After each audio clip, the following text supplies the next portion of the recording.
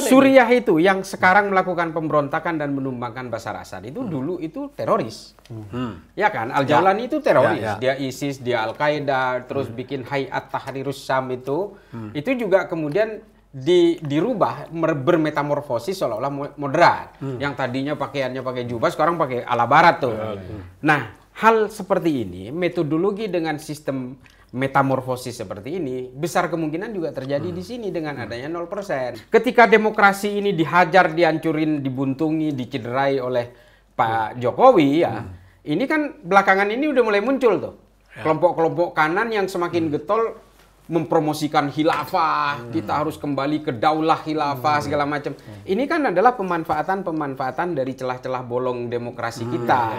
Bukankah demokrasi tugasnya itu membuka saluran? Ya.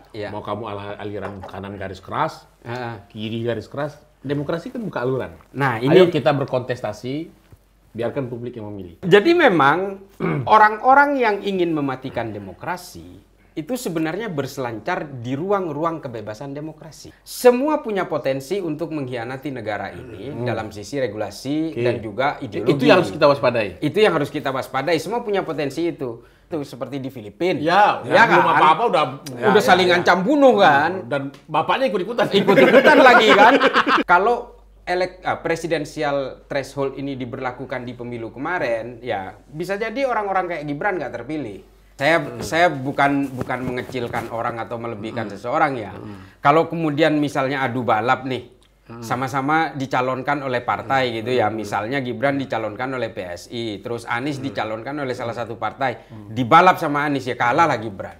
Saya yakin kan faktor Prabowo kan juga kuat.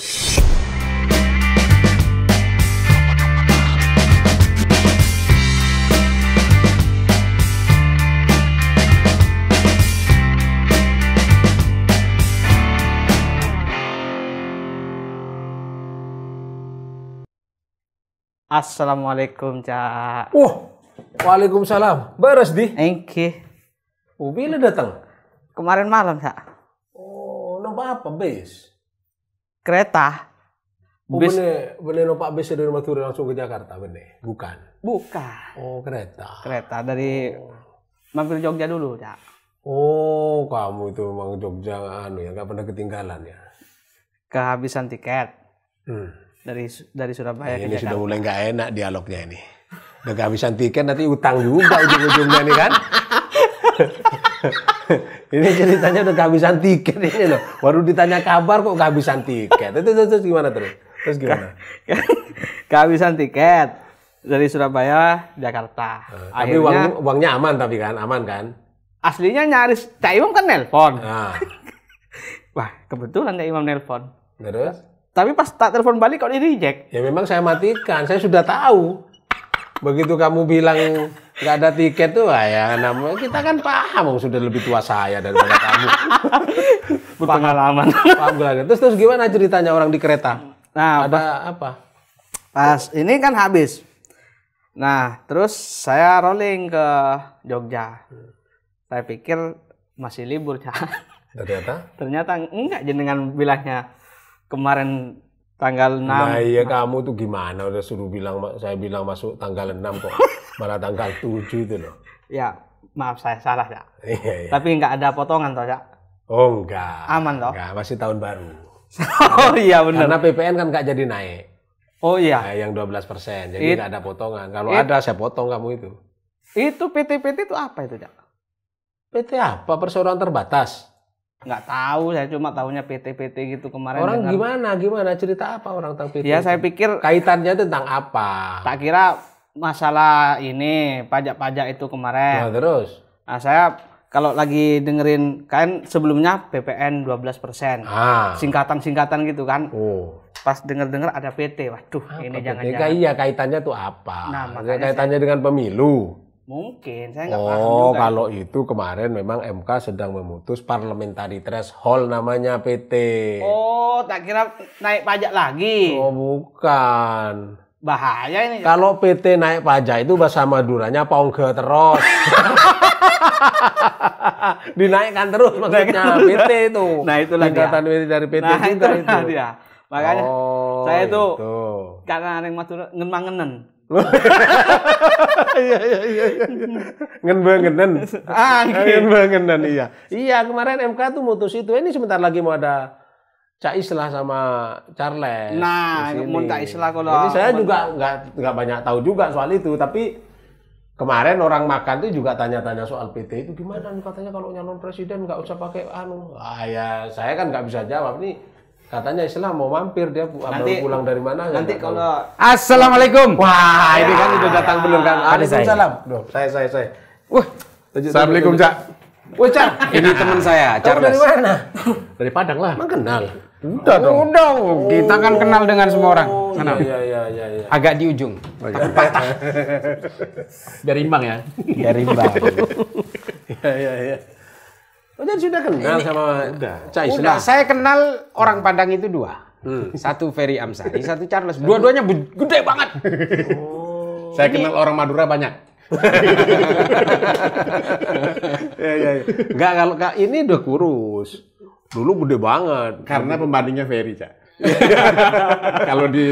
Kalau nggak ada Ferry-nya, kalau dibandingkan sama Fahmi berarti. Sama ini. Iya. Dulu ini udah kurusan ini. Terus, wah, kok cana tengki pada isira kena to oto. Wah, sareng belatir keadaan tiket. Saya dengar tadi dari luar. Translate dong. Dia bilang Rusdi ini kayak juragan apa namanya? Oto itu Arisan. Kan ada juragannya tuh, Cak. Ini simbol, Cak. PPN naik, jadi dia harus naik. Juga. Sekalian kan lagi tren juga itu sekarang peci tinggi kayak gitu dikasih lampu gelap-gelap. Iya. Ya sudah motor sekelapang ini. Iya. Cak Islah, ambu ke Barung saya boleh. Iya, satu aja saya kalau mampir ke sini tuh capek, belum pernah selesai apa, nggak bisa ngerokok. Aduh. Iya itu. Saya nggak ngerti. Nggak ngerti saya. Ya, saya ucapkan terima kasih dia mampir di sini. Iya. Tapi katanya PR-nya satu, nggak bisa ngerokok. Oh iya. Itu tapi warung sate Madura nggak bisa ngerokok itu gimana ceritanya? Lah itu dia. Minimal kan sate untuk anunya itu. Ya dianggap kita itu sudah diwakili sama asap sate. Oh. Kamu dari mana sebetulnya? Di Padang atau di Jakarta? Lagi kebetulan sini aja. Pas di Jakarta, pas ketemu Mas Cak Islah tadi terus diajak ke sini. Alhamdulillah, Car. Ini loh, waduh, kemarin tuh banyak sekali orang cerita soal lagi ribut ya. Soal putusan MK itu loh, PT itu parliamentary presidential threshold, bukan parliamentary threshold. Parliamentary udah dikoreksi juga sama MK. Dikorek juga. Kemarin disuruh turunin juga. Gimana ceritanya itu kok bisa MK memutus? Jadi 0% itu. Ada yang menarik sebenarnya, ada tren sebenarnya. Yang bicara threshold itu memang kemudian setidak-tidaknya MK memberikan koreksi di beberapa putusan. Satu yang threshold waktu pilkada. Pilkada kan yang bikin Kim Plus agak sedikit bubar jalan gitu. Iya. Lalu bikin reaksi besok tiba-tiba mau menolak putusan MK yang akhirnya orang demo gede-gedean. Itu satu. Yang kedua threshold yang masuk parlemen. Yang kemarin sempat juga mau dipakai mau pemilu sekarang. Ya. Kabarnya kan partainya anak Pak Mulyono itu mau masuk tuh gara-gara. Tapi kan MK berlakukan di 2029. Yang itu yang terkait dengan parliamentary threshold yang 4% itu mau diturunin juga. Jadi parliamentary threshold di DPR. Iya, MK suruh koreksi itu agar itu dievaluasi lah angka itu. Enggak kok ujuk-ujuk gitu loh. Enggak ujuk-ujuk, Cak. Bukannya itu sudah diuji 25 kali. Kok baru sekarang diputus sama MK tuh? 33 kali bahkan kan? Kok baru diputus sekarang? Berarti ini pengujian yang yang ke-34 berarti. 34 baru lolos. Betul. Apa sih kira-kira yang kamu tahu itu? Kalau saya sih lihat memang ada 2 masa di peradilan itu ya. Ada yang pakai presiden, ada yang memang kemudian memberikan kemerdekaan. Tapi bukan masa Hanafi dan Hambali kan? Bukan. Nah, kalau yang presiden itu kan dia biasanya ngikut tuh ke putusan sebelumnya, jurisprudensi kan. Kalau dia bawa putusan sebelumnya itu harus diikuti. Itu yang kemarin dipakai terus tuh. Sehingga kan berapapun komposisi hakimnya, sepanjang hakim yang mayoritas waktu itu adalah penganut presidensial threshold, ditolak terus kan? Ya. Terakhir itu seingat saya skornya itu udah 45. Apa skor apa itu? Skor posisi hakim. Komposisi hakim. Komposisi hakim. Komposisi Nah, hakim. Beruntungnya kan ke sini kan berubah tuh. Memang kita kalau di orang tata negara memang bicara di MK itu komposisi hakim itu kadang mempengaruhi keputusan. Saya mau kasih contoh juga, Cak. Waktu Cipta Kerja. Cipta Kerja itu kan posisinya dulu yang MK batalin Omnibus Law itu kan 45 juga. Ya kan? Waktu perpunya yang diuji, hakim kan berubah satu. Keluar tuh Pak Aswanto. Masuk Guntur ya. Ini kamu yang presidential threshold 4 dan 5 itu dihitung juga dengan dissentingnya? Betul. Ya dissenting itu kan yang sebelumnya kan 5 itu mayoritas kan. Ya. Bentar supaya ngerti. Dissenting itu apa? Pendapat berbeda. Pendapat berbeda. Sebelumnya itu supaya kan pemirsa tahu. Yang mayoritas kan nolak aja Islam. Iya, yang mayoritas kan nolak untuk membatalkan presidensial threshold itu. Nah, yang minoritas kan itu yang terima. 4 posisinya. Nah, kemarin kan udah berubah posisi hakim. Berarti yang dissenting itu dihitung yang kemana? Yang nolak dulu, yang dulu yang nerima. Dulu asalnya dulu nerima, sekarang yang dissenting itu malah menolak. Masuk ke yang menolak kan jadinya kalau dissenting kan menolak. Gini, supaya nggak terbalik gini. Permohonan itu kan meminta. Biar nggak terbalik kamu minum dulu lah. Ini jangan terbalik juga. Ya. Dulu kan permohonannya itu agar PT ini dibatalkan. Ya kan? Nah, MK pada posisi yang menolak. Oke. Posisinya adalah setuju dengan PT. Ya kan? Yang dissenting, yang nerima permohonan, yang mengatakan PT harus dibatalkan. Oke, berarti dissenting menerima nih. Ya, dissenting menerima nih. Ya. 4, posisi 5, akhirnya kan kalah. Kalah. Nah, sekarang kebalik. Yang menerima yang mayoritas. Yang mayoritas. 7. Yang dissenting yang 4. nolak. Oh iya. 2. Iya 2 kan masuk ke yang 4 jadinya gitu kan. Ada yang pindah. Ada yang pindah. Ada yang pindah juga. Terpengaruh berarti. Pengaruh ada. Ya. Tapi hakim kan juga nggak bisa kaku, Cak. Jadi memang ada yang mengatakan hakim itu harus posisinya tuh konsisten dengan putusannya. Iya. Supaya dia dilihat. Nah, yang dissenting ini Paman Usman nggak? Salah satunya. Paman Usman dan Pak Daniel. Sama Daniel itu konsisten tuh dulu. Oke. Dulu memang dia nolak terus. Nah, kalau sampean melihat itu Paman Usman menolak itu kaitannya apa kira-kira? Ya pasti. Kalau sampean baca loh ya. Ya kalau saya sih sederhana aja sih. Berarti dia membela kepentingannya gitu loh. Oke. Artinya dia masih ngotot dengan adanya threshold ini. Pasti ada maksud lah. Ya mungkin ya nggak tahu, mudah-mudahan cepat sembuh. Katanya jatuh Ya, sekarang kemarin di rumah sakit. ya kita doakan lah. Ya mudah-mudahan cepat sembuh ya. Tapi ya kalau soal sebenarnya gini, saya mau tanya sama Mas Charles nih. Ya. Threshold ini sebenarnya jurisprudensi dari mana sih? Nggak ada. Negara lain juga nggak ada. Jadi kan di putusan MK dijelasin itu. Jadi menarik putusan MK itu. Sebentar. Threshold itu ambang batas. Oke. Batas orang untuk mencalonkan. Ya. Bahkan di koalisi parlementer sekalipun untuk mencalon itu nggak ada batas. Di negara lain nih. Di parlementer. Ya di mana di negara parlementer ya. Oke. Batas kemenangan yang ada. Iya. Jadi begitu kamu menang sekian persen, kamu bentuk pemerintahan. Iya. Tapi untuk nyalon orang bebas aja. Bebas aja. Ya karena itu representasi suara rakyat kan. Mau parlementer, mau presidensial, threshold nggak dipakai. Nah, ini kan lahir memang di kita aja. Nah, kalau kita baca putusan MK kan ada 4 pertimbangannya. Berdasarkan risalah pembahasan Undang-Undang Dasar juga nggak muncul. Oke. Nggak ada itu. Nah, munculnya itu memang pada saat pembahasan undang-undang itu. Oh, artinya threshold ini bid'ah sebenarnya.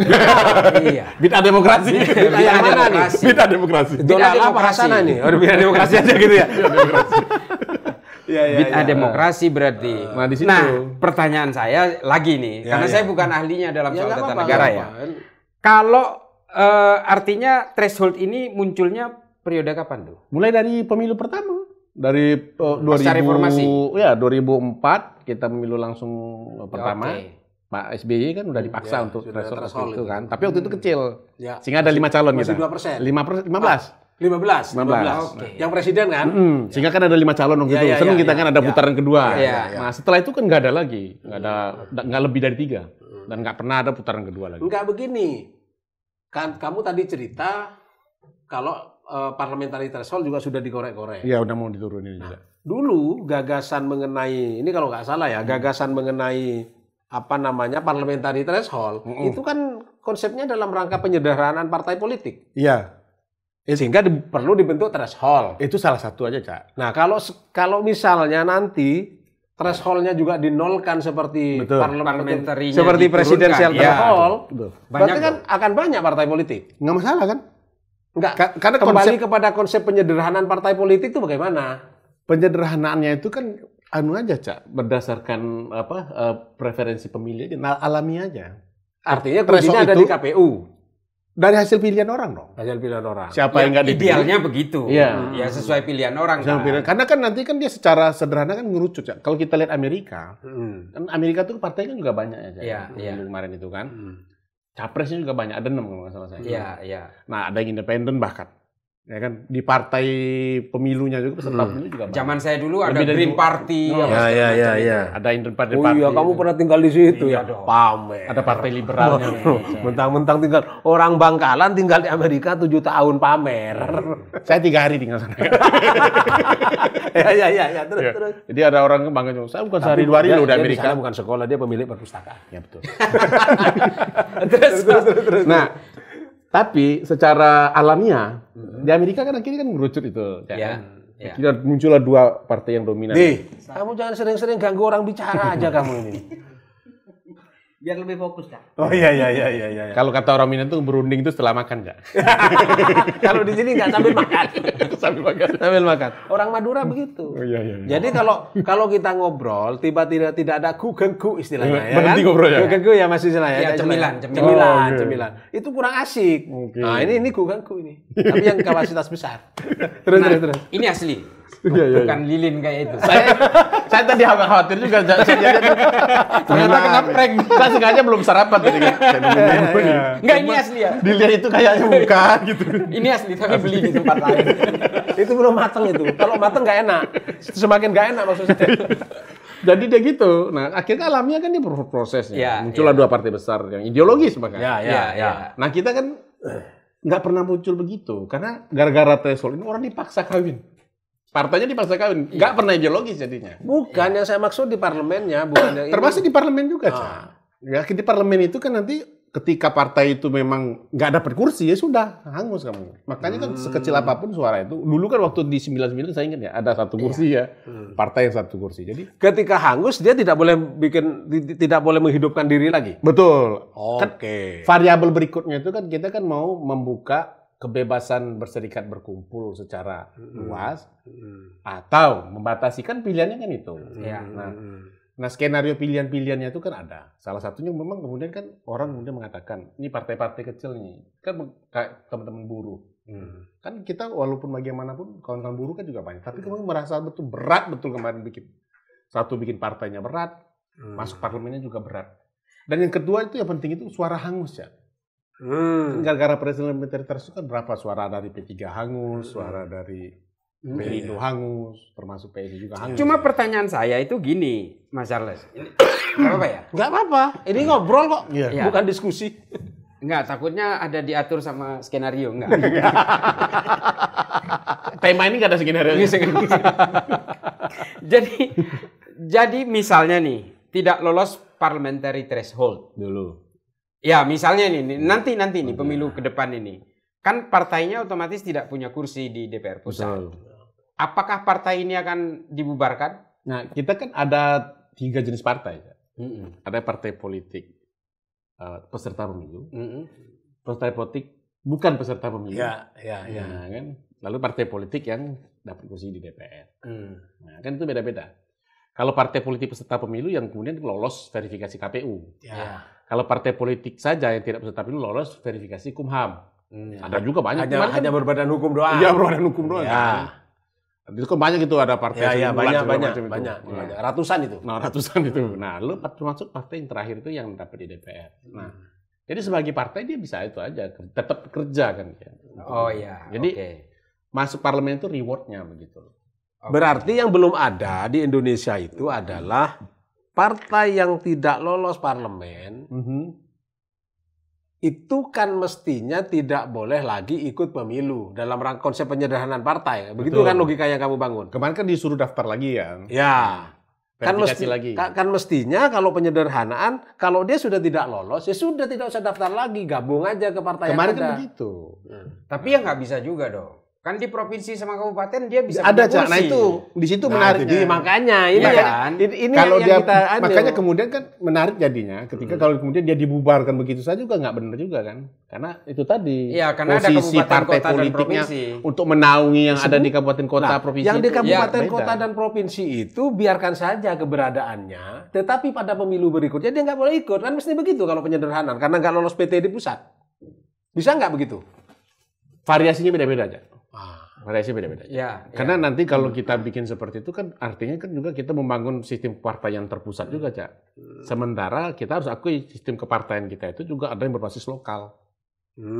Aceh misalnya. Nah, Aceh. Bukan hanya itu, PKB juga kan sebenarnya berbasis lokal. Partai lokal yang menasional kan katanya. Gitu kan. P3 juga. Nah, lalu P3 termasuk PBB. Makanya memang kalau untuk ikut pemilu memang harus disusun lagi formulanya. Jadi sebenarnya pesan putusan MK itu gini, Cak. Ini kan momen memperbaiki sistem pemilu kita. Iya. Ya kan, pemilu yang kemudian dianggap brutal, pemilu yang dianggap high cost gitu ya, pemilu yang kemudian dianggap ya menciptakan masyarakat itu perpecahan di masyarakat. Ya, Friksi. Ya. Tapi sebenarnya kalau saya lihat secara alamiah kita belajar juga loh. Iya. Yang friksi kan kejadian 2014. Ya banyak sih sebenarnya. Banyak. Potensi friksi itu. Ya, tapi kan kesini kan ternyata bisa agak berjalan tanpa itu juga kita. Iya sih. Kasus di pilkada. Ya karena dipaksa koalisi tadi Pilkada itu. DKI misalnya. Iya. Nggak terjadi isu itu kan. Ya. Jadi itu sangat tematik kalau saya lihat sih. Bicara itu. Makanya Meskipun tematik sebenarnya punya punya kerentanan yang sama. Betul. Bisa dimainkan kapan saja gitu. Iya. Tapi ya kalau memang parliamentary threshold dan presidential threshold ini memang betul-betul seperti itu ya. Menurut saya sih pada akhirnya berbasis meritokrasi juga. Betul. Sih. Ya. Karena ada merit di situ, ada sistemnya ada gitu loh. Jangan kemudian ada tidak orang jelas kata berantahnya dari mana. Iya, kadang-kadang kan ada partai yang kantornya itu ruko merangkap tempat fotokopi gitu kan, tiba-tiba punya kursi ada di Senayan gitu, kita juga nggak terima gitu. Atau tiba-tiba jadi ketum gitu. Iya, atau tiba-tiba jadi ketum gitu kan. Tiba-tiba ada musyawarah luar biasa gitu kan. Nah, tapi yang menarik di luar ini soal putusan itu kan kemudian politiknya itu ini kan kemudian seakan-akan mau memisahkan atau memperhadapkan secara sederhana antara Prabowo dengan Gibran. Karena kan begitu 0%, Gibran kan bisa maju sendiri katanya dengan partai adiknya PSI. Nah, Prabowo tentulah seperti itu. Nah, kalau Anda melihat Cak Islah lihat gimana itu? Ya, kalau saya melihat, makanya saya tanya di awal tadi, yang dissenting itu termasuk Paman Usman nggak? Ketika Paman Usman ikut menjadi bagian dari dissenting opinion itu, ya kalau menurut saya sih kita udah bisa ngebaca lah petanya kan. Ini yang penting bacaannya ini. Soalnya banyak orang tanya kemarin makan di sini sambil mana lu katanya. Ya artinya nanti pemilu ke depan itu koalisi-koalisi gemuk-gemukan ini, gemoy-gemoyan ini mungkin tidak akan populer lagi karena semua orang bisa mengajukan calonnya kan. Dan menurut saya nih ketika kita melihat pemilu yang kemarin, koalisi gemuk ini kan menjadi semacam gini loh, sebelum pemilu kita udah tahu hasilnya, seolah-olah kan begitu. Nah dengan adanya presidensial threshold yang tanpa batas seperti ini, menurut saya kelompok-kelompok yang dulu mengandalkan koalisi gemuk itu ya ke belakang ini ya mohon maaf, kita harus betul-betul berdarah-darah di lapangan, kasarnya kan seperti itu. Kocok ulang. Atau setidak-tidaknya harga partai politik bisa jadi mahal. Kamu kalau nggak mau ngajak saya nggak apa-apa, aku bisa nyalonkan sendiri, kira-kira begitu kan? Bisa juga begitu. Ya bisa aja, bisa. Artinya dengan berbagai eksesnya nanti akan terjadi, tapi setidaknya tidak akan merawat kelompok yang selama ini seolah-olah bisa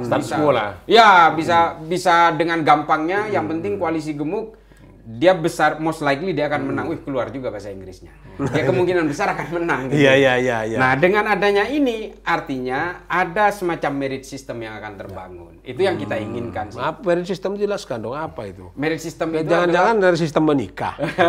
Merit kata anak sekarang itu. Berbasis dengan kemampuan, kompetensi, artinya kapabilitas. Figur-figur yang berkualitas punya peluang untuk muncul.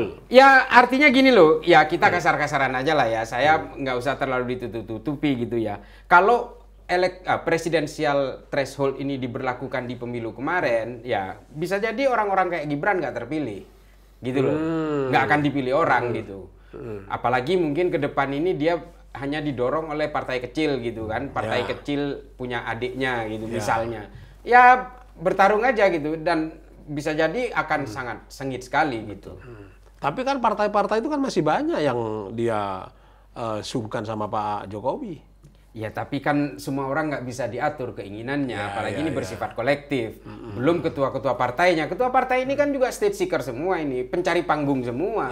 Sama aja. Dia kan mau juga dinominasikan, Cak. Mau juga dinominasikan. Meskipun sih jauh-jauh hari kayak PAN itu meskipun ada PT 0%, saya tetap dukung Prabowo, dia bilang begitu kan? Jauh-jauh hari begitu dia. PAN itu kan yang paling nggak konsisten juga. Di akhir-akhir ujung Pak Jokowi dukung Pak Jokowi dulu kan gitu. Tapi ini bukan pajangan. Ayo sambil dimakan yuk, sambil dimakan. Tapi gini, saya melihat cita-cita koalisi besar yang mau dipertahankan sampai 2029 itu yang agak kemudian menjadi bubar gitu. Ya. Nah, itu yang kemudian dikatakan Cak Isra tadi kemudian berdampak dari ya harapannya kan kemarin kan kalau koalisi besar itu tetap ada kan jumlah calon kan jadi banyak kan. Ya. Nggak banyak. Meskipun sesungguhnya tetap ini bisa tidak menutup kemungkinan juga calonnya bisa terbatas. Artinya partai politik yang ada sekarang, katakanlah sekarang Kim ya, Kim bisa jadi tetap mengelompok pada satu koalisi. Lawan misalnya di sini PDI Perjuangan. Dengan siapa lah kira-kira koalisinya yang tidak ada di parlemen, sekarang ada PKS, ada Nasdem. Ya. Tidak menutup kemungkinan seperti itu. Nah, kalau begitu mungkin nggak perlu dibuat aturan pembatasan koalisi.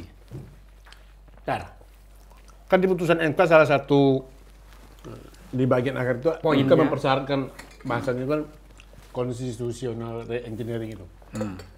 Rekayasa konstitusi. Satu MK mengatakan nggak boleh lagi pakai batas bawah itu. Yang kedua juga nggak boleh lagi menyebabkan koalisinya terlalu banyak. Nah, itu yang kemudian ada klausul itu. Ada di dalam prasyarat putusan. Tapi kalau melihat ini juga boleh terlalu banyak juga ini. Nah, apakah kita mau dorong? Karena gini, Cak, kalau seandainya batas atas nggak diatur, ini kan pesan MK itu calon independen juga, calon tunggal juga bakal terjadi. Ya. Tapi ini batas atas diatur nggak? Nggak ada. Kalau nggak ada ya berarti agak sedikit. Nah, tugas kita mendorong itu. Harus ada dorongan untuk batas atas. Kalau ada batas atasnya katakanlah koalisi paling banyak 30%. Ya. Sehingga dengan begitu akan memunculkan 4 pasang calon. Minimal itulah. Minimal kan gitu. Nah, kalau tidak ada ini, ngumpul lagi nanti. Bakal ngumpul lagi. Itu dia. Ya, artinya masih ada beberapa disclaimer yang harus disempurnakan. Harus, betul. Kurang lebih seperti itu. Karena kalau MK juga nggak bisa sampai sejauh itu juga, Cak. Karena kan nggak dimohonkan itu kan. Nggak dimohonkan, iya betul.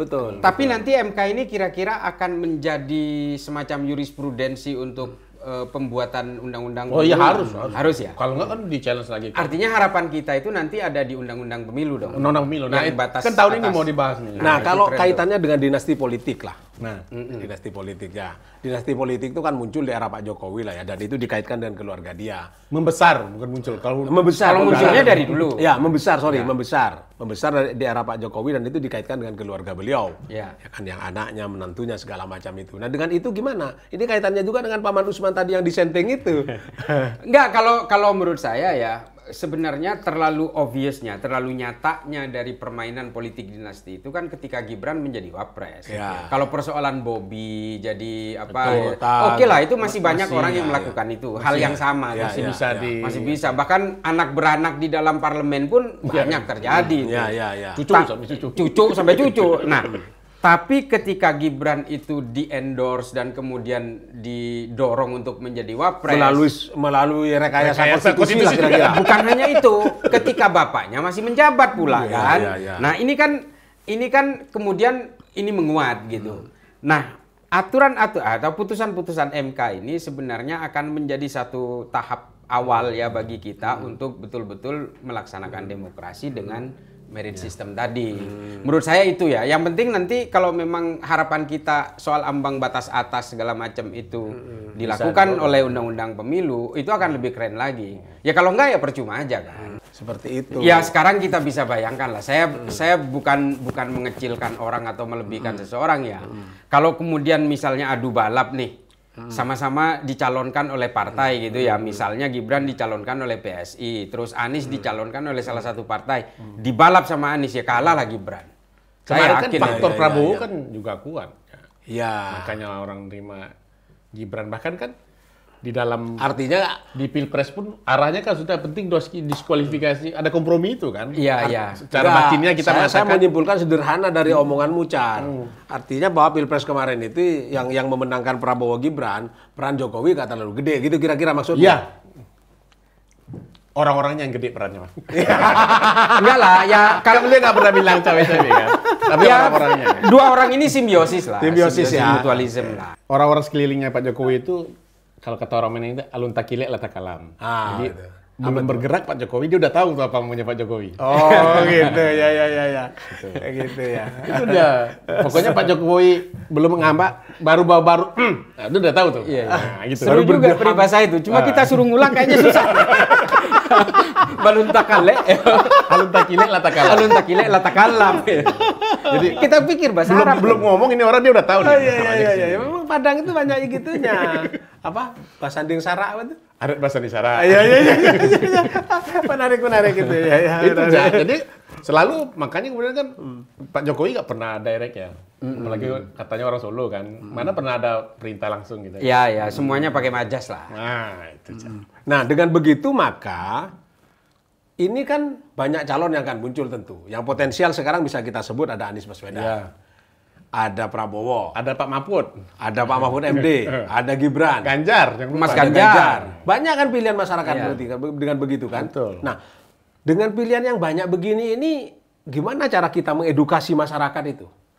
Justru pilihan banyak itu proses edukasinya. Cak. Proses edukasinya di situ ya. Justru proses edukasi karena orang banyak pilihan kan. Lebih objektif lah. Lebih objektif. Lebih objektif, lebih banyak ya. Ya, bahkan perempuan pun bisa maju. Mungkin Kofifa mungkin juga. Ada Khofifa. Iya. Kalau mau kan itu. nanti kan. Iya, Nah, itu iya, justru iya, lebih. iya. Jadi proses pendidikan politiknya itu ya dengan memberikan pilihan banyak itu orang semakin ngulik-ngulik kan. Kalau kita nggak ada pilihan kemarin kan coba. Iya, Akhirnya kan, iya. Bayangin kemarin sampai kampanyenya coblos semua. Ya.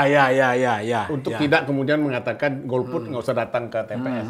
Tapi coblos semua aja katanya. Dan itu juga terjadi di pilkada isu itu. Kenapa? Karena memang begitu kesalnya publik, kita nggak diberikan pilihan. Dan ingat saya di pilkada kemarin ketahuan juga, tren juga ada kan. Bagaimana dua calon tunggal, Kota kosong. Ya. Nah, kalau di parlemen itu parliamentary threshold-nya juga dinolkan katakanlah seperti itu. Kan tentu akan semakin banyak partai yang duduk di parlemen seperti model tahun 99 kan, yang tidak ada parliamentary threshold. Nah, bagi presiden terpilih, ini kan trennya itu pemerintahan itu mengakomodir partai untuk stabilisasi. Pasti akan semakin banyak dong nanti. Logika itu nggak benar, Cak, di sistem presidensial kita nggak benar. Saya selalu membantah itu. Ya. Kenapa?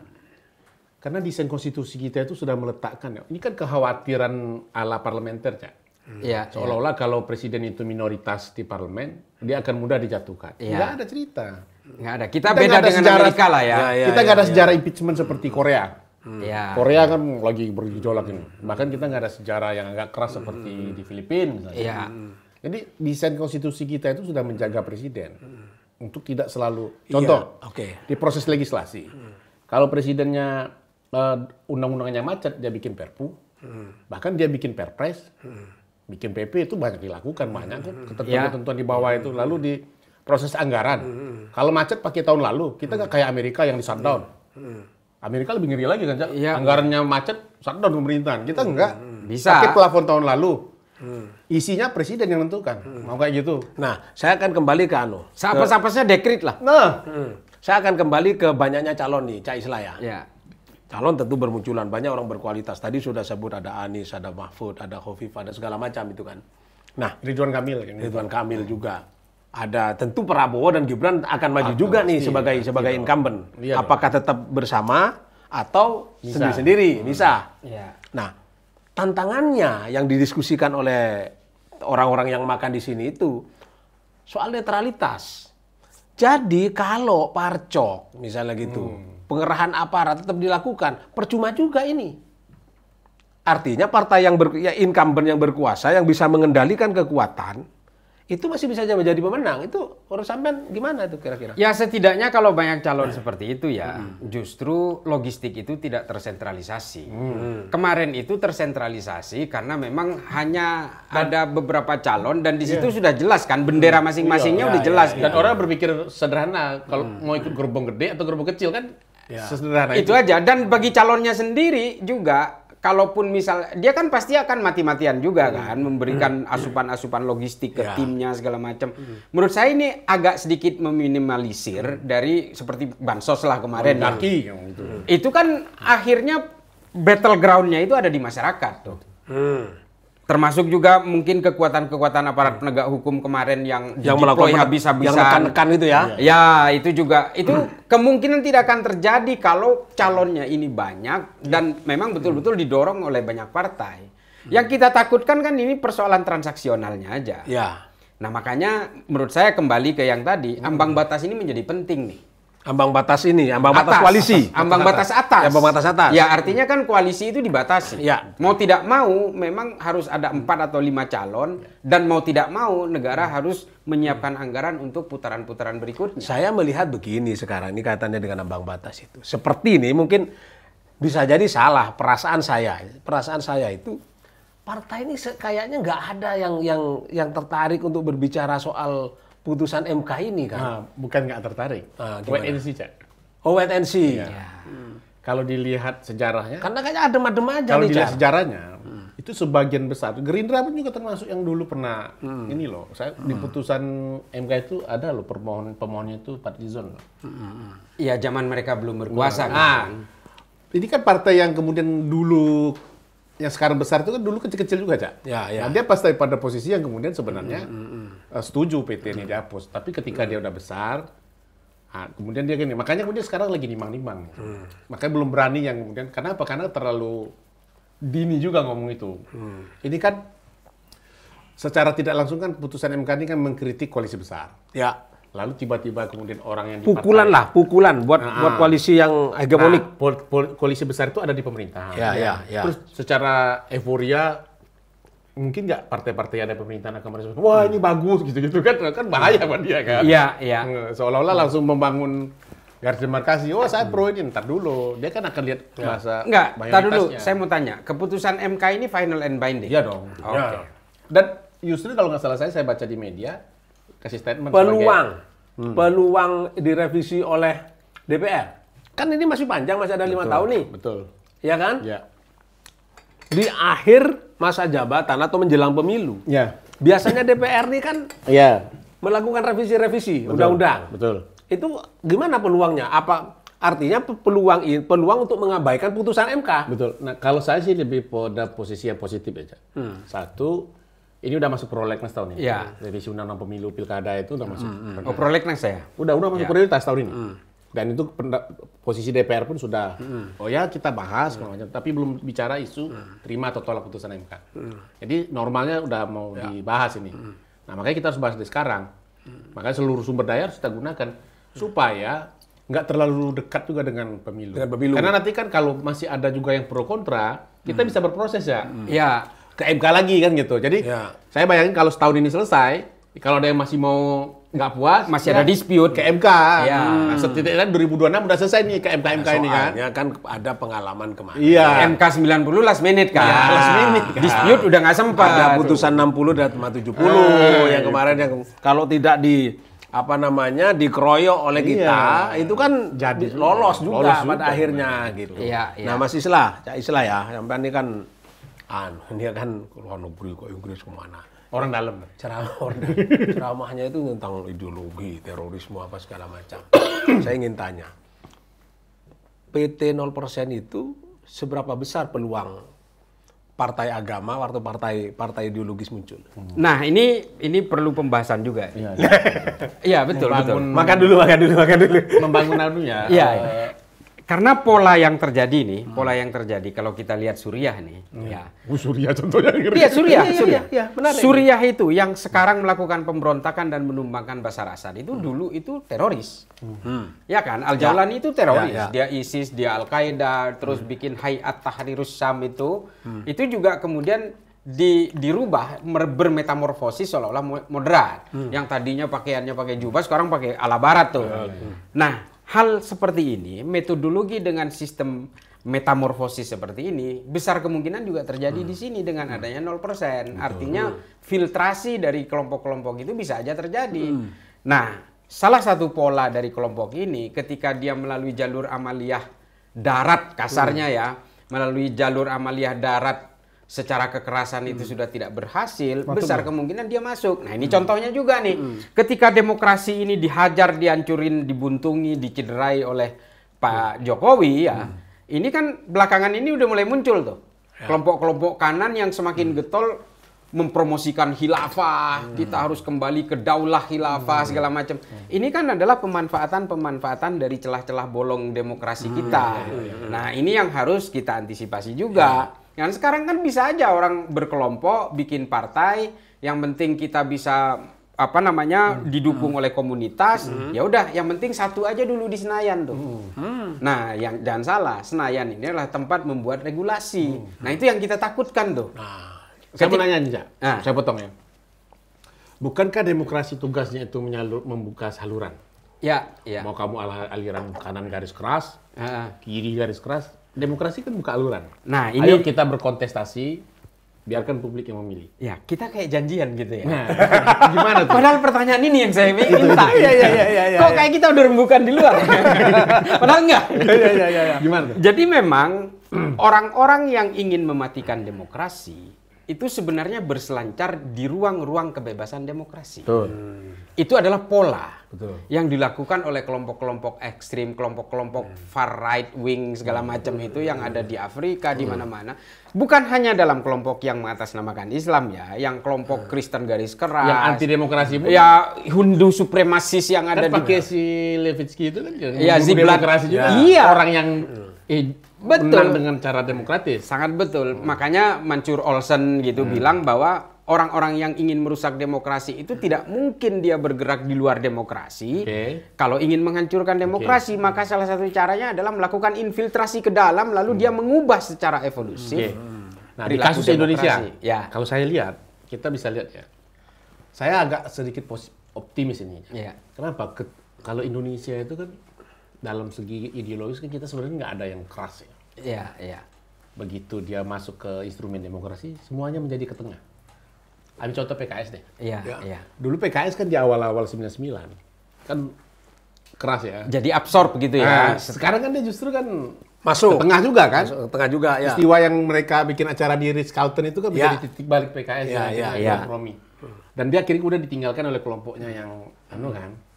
Dan saya lihat kayaknya untuk Indonesia, saya meyakini forum demokrasi yang kita begini, secara formal ini saya bisa meredam itu. Itu karakter Indonesia kayak akan ke tengah semua nih. Oke. Tapi nanti saya jawab. Tapi juga bisa justru sebaliknya.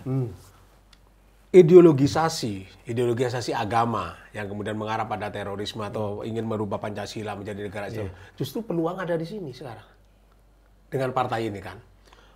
Di masyarakat kita yang awalnya sudah rukun bisa terbelah lagi nih dengan PT 0% ini. Karena katakanlah ada satu partai, 2-3 partai yang mereka memang sengaja berbasis agama ingin mendirikan punya misi menjadikan negara Indonesia sebagai negara agama yang kemudian ini mengacak-acak ini lagi. Gimana itu? Ini saya jawaban itu, Cak. Silakan dulu. Narsumnya saya pacarles ya. Gimana tuh yang tadi? Kamu belum ditanya, aku udah jawab. Jadi dulu dong. Saya tambahin lagi. Karena kan PKS pun, saya membuat proposal waktu itu. Jadi faksi keadilan, faksi kesejahteraan. Bahkan percaya dengan gelora gitu. Dan sekarang pun PKS kan ke tengah juga. Jadi begini ya, bagaimana cara kerja sebuah ideologi? Ya, how the ideology works gitu ya. Ini buku. Jadi saya punya banyak komparasi tentang itu. Jadi dulu yang namanya Presiden Sudan, namanya Ja'far Numeiri. Dia itu orang yang sangat demokratis. Dia bahkan dia terdidik secara hukum kolonial Inggris. Lalu kemudian dia masuk ke partai secara perlahan. Dan ketika itu dia terpilih menjadi presiden tahun 83. Ya. Seketika itu juga dia memegang kekuasaan, dia ubah undang-undang Sudan itu menjadi undang-undang berbasis syariah. Karena dia sudah merasa punya kekuasaan. Artinya begini, ketika setiap kelompok kanan, apapun agamanya nih, kalau kanan kita bilang itu kan mengatasnamakan agama, bukan hanya Islam lah. Itu Bharatiya Janata di India itu juga sama itu sebenarnya. Siapa? Modi lagi tuh. Hindutva, apa segala macam itu. Macam. Sama, mereka juga mengintimidasi kalangan minoritas. Kelompok-kelompok ini memang tidak menjadi ancaman dan dia berusaha melebur diri ke dalam satu kekuatan ceruk demokrasi dan dia mengikuti aturan mainnya. Makanya istilahnya itu adalah serving, berselancar dulu. Tapi ketika dia suatu saat bisa memegang kekuasaan, jadi pemenang. Nah, kembali dia. Baru dia akan kembali ke ideologinya. Itu yang kita khawatirkan. Nah, itu makanya kemudian pagar-pagarnya nih, barriernya itu harus dibangun lewat regulasi itu. Nah, itu penting tuh. Itu penting. Sama seperti gini, contoh lah paling sederhana. Teroris itu masih bisa diberi peluang untuk pembebasan bersyarat. Ya kan? Deradikalisasi. Bukan deradikalisasi aja. Tapi kalau untuk ingin mendapatkan pembebasan bersyarat, dia harus mengakui Pancasila dan NKRI. Deklarasi, tanda tangan, segala macam. Apakah ada yang menolak pembebasan bersyarat? Banyak. Semua mau. Semua mau bebas bersyarat kan? Tapi semua mau, tapi ketika ada syarat itu, kita Pancasila mereka menolak. Yes. Terakhir kan Mbak Asir kan. Nah, ini adalah contoh bagaimana sebenarnya ideologi itu tertanam, ekstraksi dia. Nah, saya mau begini, Cak. Dalam konteks geopolitik Indonesia, environmentalnya politiknya Indonesia itu, kalau kita lihat dari sejarah ya, dari 45 sampai ke sini kan, saya pikir imbang lah kita aja. Partai yang kemudian Masyumi dulu, katanya keras. Kan enggak juga, akhirnya PBB menetralisir diri. Semuanya kan, saya melihat ada proses sejarah yang menunjukkan bahwa kita ini semua memang akhirnya ke tengah. Itu kelompok yang kiri sekalipun, ke tengah. Kiri siapa coba? Budiman Sujatmiko, macam itu. Ya, kalau itu bacanya, Cak, berarti kan kelompok itu juga akan melakukan hal yang sama dong. Sama aja, semua punya peluang yang sama. Saya sering bilang ke teman-teman dan di banyak media saya bilang, semua punya potensi untuk mengkhianati negara ini dalam sisi regulasi dan juga ideologi. Itu yang harus kita waspadai. Itu yang harus kita waspadai. Semua punya potensi itu.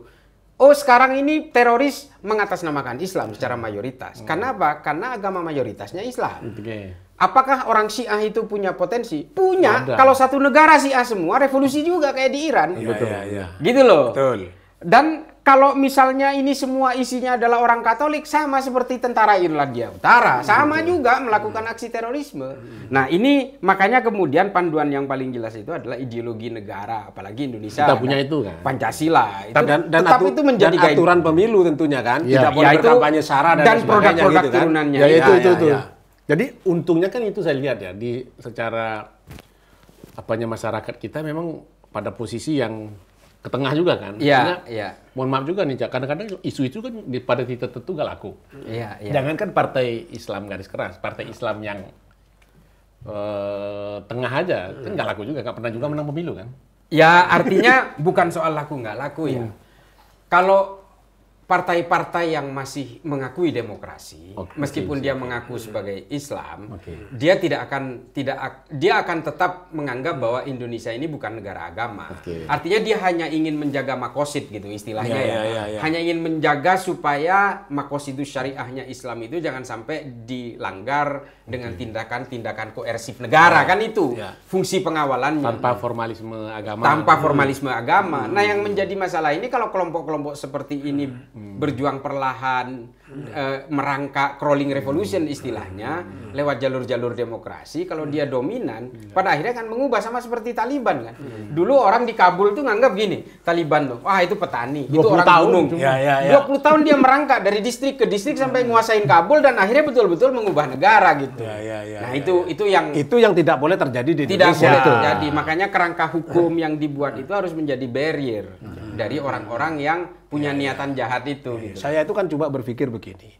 jangan sampai masyarakat kita yang sudah terbebas dari pertarungan cebong dan kampret dan lain sebagainya itu, lalu ini hidup kembali gara-gara PT 0%. Enggak, Cak. Cebong kampret itu gara-gara koalisi besar, Cak. Loh, tapi Kalau, tapi iya kan apapun, ketika nggak ada koalisi besar, cebong kampret nggak ada. Tapi kan Pilpres apapun kemarin nggak ada. basisnya kan, kalau yang cebong itu agak ke kanan dikit, kira-kira begitu kan? Kan basisnya begitu. Ya, tapi menurut saya begini ya, pada akhirnya memang negara ini ya kerangka demokrasinya tetap harus hidup. Memang itu. Dan yang harus mengawal itu adalah hukum undang-undang yang akan dibuat oleh berbagai lembaga. Aturan lah ya. Aturan itu yang harus menjadi filternya. Regulasi yang harus jadi filter. Ya. Nah, Car, ini aku tanya nih. Ini kegalauan saya ini.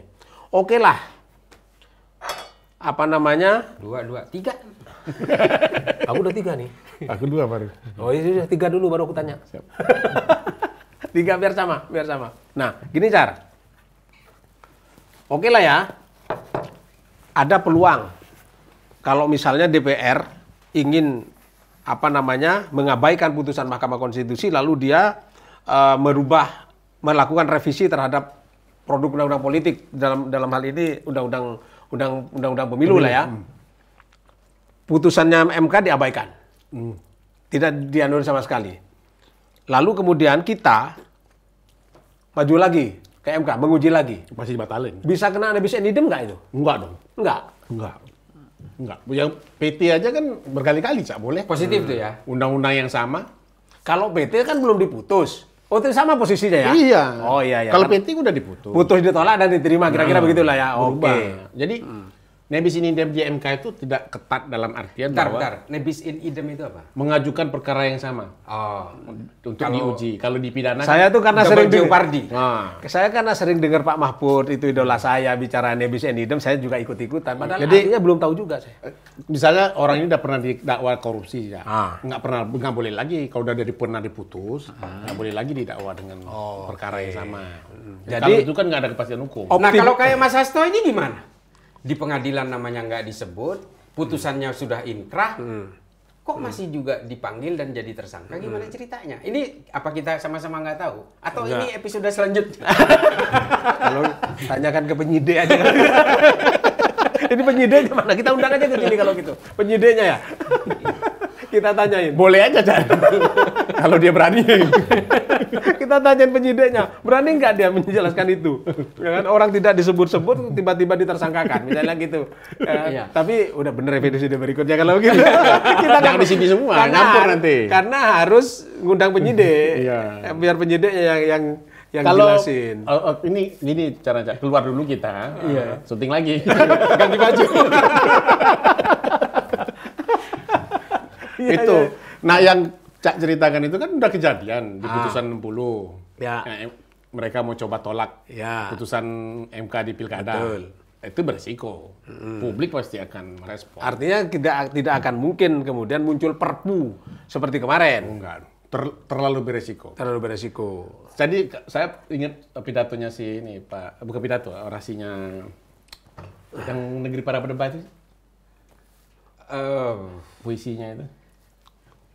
Ya sudah itulah gitu. Coba bantu googling. Ya, siapa sih yang itu? Yang saya kok lupa. Saya buku ada Negeri Para Berdebat ya. Dia baca puisi itu dulu. Nah, dia bilang di awal-awal ini Prabowo itu mu'alaf demokrasi kata. Dan dia nggak akan terlalu nggak akan tere. Bukan. Oh itu tere di situ munculnya itu. Buku yang dia baca puisi di depan KPK itu. Puisi. Tere nulis setelah itu kalau nggak salah saya. Itu Tere nulis judul bukunya. Dia posisinya itu. Adi Masar. Cuma itu ku teman saya, kamu lama sekali nyebutnya. Sampean kok juga nggak ngomong.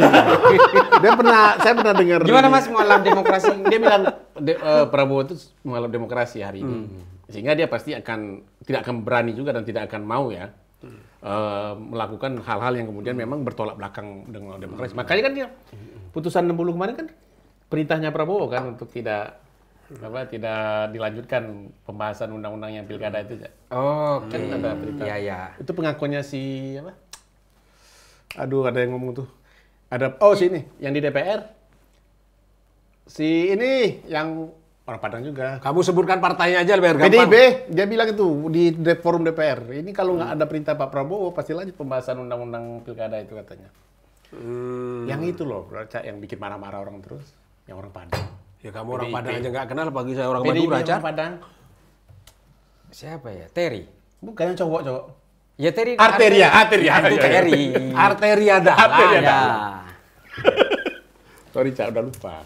Sama orang awak dia nggak tahu. Kan karakternya orang Indonesia kan pelupa. Enggak, Charles itu. Kalau Ya artinya kalau ini orang Padang Dia kan mengatakan ada artinya ini harapan kan. termasuk konon kan kenapa nggak maju ke MK-nya si Ridwan Kamil? Nah, kan kata Pak Prabowo, ya udahlah kalau udah begitu kemenangannya. artinya Pak Prabowo itu mencoba demokratis. Iya, di awal-awal ini. Di Karena awal-awal ya. itu yang dikatakan sebagai mualaf. Kalau demokrasi. Mualaf Mudah-mudahan. demokrasi. Ya kayak orang baru masuk Islam kan belum berani poligami kan. Iya. Sama orang baru belajar silat. Karena sebelumnya sudah banyak dia. yang tidak diatur. Pasti dia akan tampil dengan wajah yang sangat demokratis. Nah, artinya itu hope juga sih.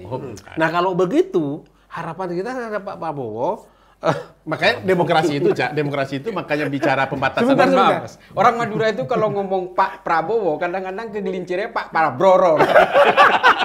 Sering banget itu, kan ada videonya ya. Itu orang Madura tuh. Kami itu juga bilang itu Pak Praroro di gara-gara orang Madura itu ngikut-ngikut. Bukan bermaksud. Nanti kena somasi loh kita. paling banter tuh ngomongnya apa? Pak Prabowo. Iya. Gimana Mas? Jadi kalau begitu, harapan kita terhadap Pak Prabowo untuk tegaknya demokrasi itu gede dong. Ada. Karena orang mualaf itu kan kecenderungannya belajar terus. Makanya Ya. di sini gunanya pembatasan masa jabatan itu, Cak. Sebelum dia berubah, dia berhentiin dulu 5 tahun. Kan mudah-mudahan 5 tahun ini kan baik nih. Ya. Nah, jangan sampai dia periode kedua berubah kayak Pak Mulyono kan. Iya, iya. Nah, di situ harapan kita. Udah Pak, waktu lagi Padahal baik dia kita mau berhenti. maju lagi loh. Itu logika kenapa masa jabatan itu penting. Jadi orang itu kemudian kan Ya masa jabatan kalaupun di dia mau merusak paling lama 5 tahun. kan. Iya. Masa Kedua, jabatan di kita iya. itu secara Kalau dia mau konstitusional berbuat kan baik, 2 periode, Car. Kan 2 periode konstitusionalnya masa jabatan itu. iya logikanya itu, Cak, di periode pertama dia akan berbuat baik tuh. Ya. Ya kan? Nah, kalau kita masih mau lanjutkan, setidak-tidaknya kalaupun dia mau merusak kayak kemarin, ya 5 tahun lah. Ya, nggak Pak lama-lama Prabowo- kayak Pak. Mungkin Pak Prabowo Harto. nggak akan begitulah. Enggak, Karena anaknya kayaknya kata ini saya mengutip ceritanya Cak Isla ketika makan di sini beberapa waktu lalu. Anaknya itu katanya sudah punya bisnis ini segala macam. Itu nggak tertarik ke sana lah. Enggak. Ya kita sebenarnya memang berharap banyak lah dari Pak. Harus ada harapan. Karena kalau kita compare kan kita sudah punya masa lalu yang kurang nyaman dengan yang kemarin kan. Seharusnya Pak Prabowo bisa Memperbaiki bisa itu. memperbaiki. Ini pendukung curhat. Terus. Tapi saya mau justru tanya ini, Cak. Seberapa besar Sebentar, peluang Car. Prabowo Gibran akan berlanjut? Nah, setelah menjelaskan itu jawab itu ya. Iklan dulu. Harapan itu. Ya lanjut.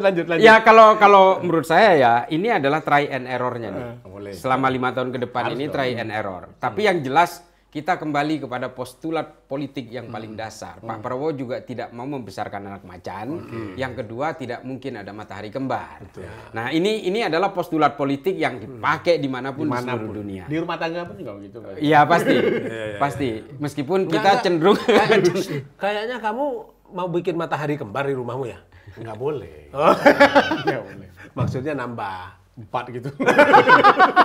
Nah ini kan kalau kita kembalikan ke sana kan seharusnya Pak Prabowo juga ya Pak Prabowo ini bagaimanapun dia Kopassus, instingnya itu masih ada insting militer, artinya Apalagi baru jadi intelijen, jenderal ya. iya kan? Oh, lagi seneng-senengnya tuh.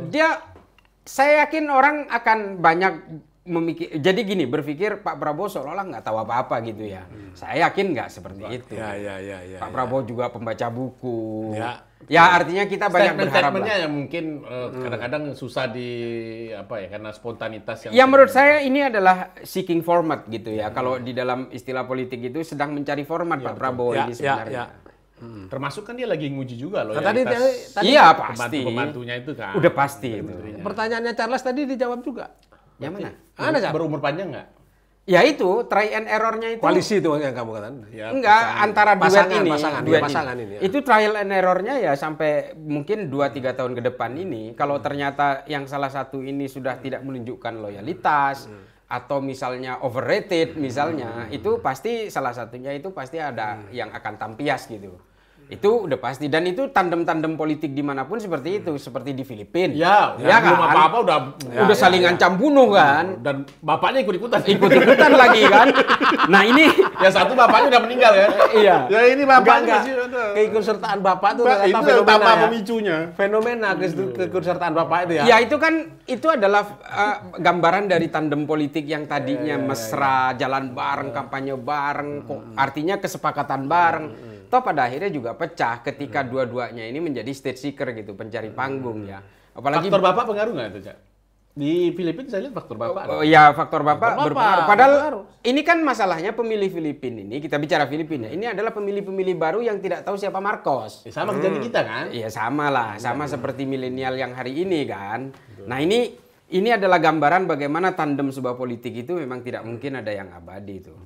Kalau misalnya mau maju lagi, siapa di negara ini siapa sih yang pernah abadi itu? Betul. Ya. Nggak ada tuh, semuanya gonta-ganti di periode kedua. Betul. Ya, betul. Ya karena memang tandem itu tidak Pak bisa. Jokowi pun ganti kan? Iya, Dari ganti. JK ke- Pasti, dan itu sama seperti prinsip perusahaan kan. Jangan biarkan satu orang itu berada di jabatan yang sama Terlalu lama. terlalu lama. Ini bahaya ini. Nah, kurang lebih gambarannya sama sih politik juga. Jadi belajar dari sejarahnya memang bakal bubar nih.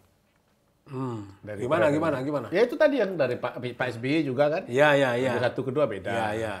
Pak Jokowi juga. Ya satu memang kedua. banyak orang yang bicara seperti itu, apalagi sekarang peluangnya Wapres untuk maju sendiri ada dengan 0% itu. Artinya kalau kita mencoba ingin menakar peluang Gibran untuk maju maju sendiri lah ya, itu di sini kan tempatnya jadi- gitu loh.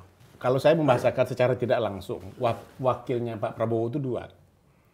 Wakil formal itu Pak Gibran, non formalnya Pak Jokowi. Bisa begitu nggak? Ya bisa jadi. Iya kan? Tapi coba argumentasimu apa itu? Ya karena kan pasti si anak kan pasti akan disupport. Oleh Secara dia baru di Sampai cara pemerintah. nanyanya kayak penyidik KPK. Karena dari Padahal mengundang penyidik ke sini kita. karena ini masih eksis loh. Dia mantan presiden yang masih eksis. Secara politik dia kan Masih pasti cawe-cawe. punya pengaruh. Apalagi ini anaknya. Ya. Nah pasti dia akan backing lah gitu. Ya lagi-lagi analogi ya seperti yang di Filipina kan. Duterte ini kan menjadi Jokowinya Filipina kan. Ya. Kurang lebih sama seperti itu. Oke, menarik sekali ini berarti ya. Ya kalau logikanya gini loh, Cak. Pasti kan sebagai seorang bapak dari Solo dia kan akan pantau gimana kabar anaknya di Jakarta kan. Jangan-jangan dia nggak di Solo, dia di Jakarta.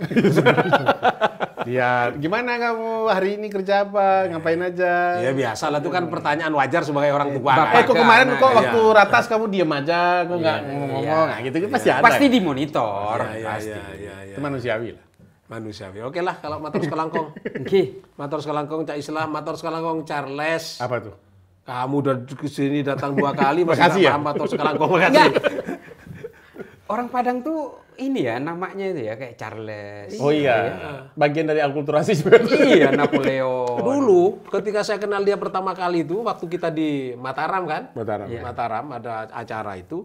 Di Lombok. Charles Simabura di Lombok itu di Senggigi. Dikirain orang NTT. Kita mau sholat ya rame-rame dia ikut. Kamu tuh Islam apa? Kita kan mau sholat maghrib, ya Jar ya. Waktu itu pas jeda rapat itu, ngambil wudhu dia. Karena ini Muslim apa? Ya, makanya jangan menghakimi agama orang lewat nama. Saya itu, iya, Cak. iya. Kemarin Jadi kan pesan pentingnya Saya ini, pernah iya. pemilihan rektor di Andalas Iya. tahun lalu kan. Itu sebagai profesor yang nggak kenal sama itu. Orang Minang kamu iya? Agak ragu dia. Iya. Bahkan lain Muslim mah katanya. Ternyata Muslim juga. Gitu. Tetapi ada yang banyak orang nggak tahu terhadap Charles itu. Apa tuh? Dia tuh ketua suku sulit air. Pak Usu tuh anggotanya dia. Itu tema lain.